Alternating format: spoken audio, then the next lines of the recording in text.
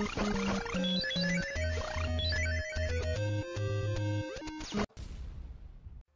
took on the underworld.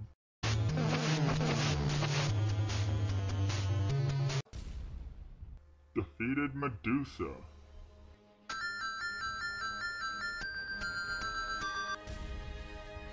And saved the world. And after 25 years, the saga continues.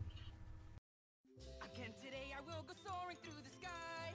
My enemies I'll dish them up and us to fry. Gracious goddess of light watches from up above. At dinner time I always show the cooks some love. Kid Icarus is back and with a vengeance.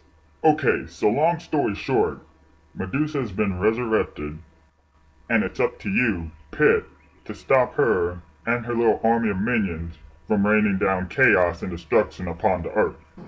Listen well, Medusa. Your days of darkness are numbered. Prepare to meet the light! The game to me feels like a fusion of Star Fox and Final Fantasy. I'll explain why in a minute. Because when you do an air battle, it feels like Star Fox. And the story feels like a Final Fantasy story.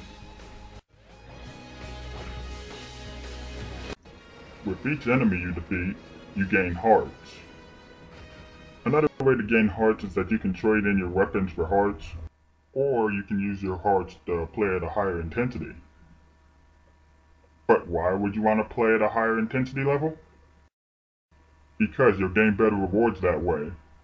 And some passages throughout the game can only be unlocked through playing through certain intensity levels. So you defeat Medusa again, and everything's all honky-dory, right? Wrong. Did you hear something? I said, wait just a second. Then you gotta put up with Hades. Like, you remember the James Wood Hades?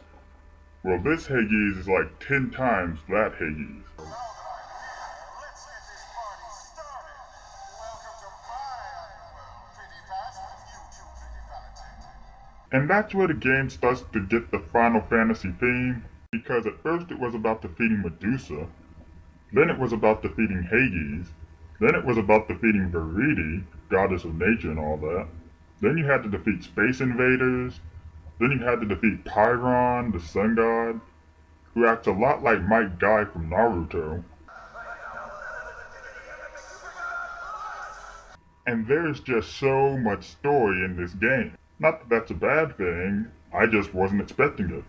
And the characters in this game tend to break the fourth wall, like all the time. Like, apparently they're aware that they're inside of a video game. You know, Kameidos look an awful lot like little Metroids. No! Stop right there! What's the matter? All I said was that Kameidos look like little Metro... I can't hear you! Hey, what's your problem? This game universe and that game universe have nothing to do with each other. So don't go around spreading rumors. There are plenty of weapons to choose from. Ranging from bows to claws to blades. Staff for sniping from afar. And there's weapon fusion, where you can fuse two weapons to make one powerful weapon. The controls can and will be difficult in this game. You use the L button to shoot, the circle pad to move, and the stylus and touchscreen to move the camera. The first two controls, I don't have too much of a problem with them. It's the camera that's a bitch. I don't understand why we have to use the stylus and the touchpad in order to move the camera. Couldn't the camera just move in the direction we're facing? Or, since we can also shoot with the B button, how come we can't just move the camera with the L and the R button? I'm just saying. And you have online multiplayer, where you can play light versus dark, you can play in teams of 3, or you can do an every man for himself type of thing, and fight until the last man is standing. And there are some loose ends in this game, like when things fall down to earth, and plenty of things fall down to earth, nothing just completely explodes into oblivion. They just kind of fall down to earth. I mean, you can't tell me that there aren't any humans down there that aren't going to get squashed. Why is Madness stronger than the average human? How is Pit able to grind up a grind rail? I mean, it takes Sonic the Hedgehog some momentum before he can go grinding up. But other than that, this game has a fun story, tons of unlockable content, and an awesome multiplayer mode. This is one of the best games for the 3DS thus far. 8.5 out of 10.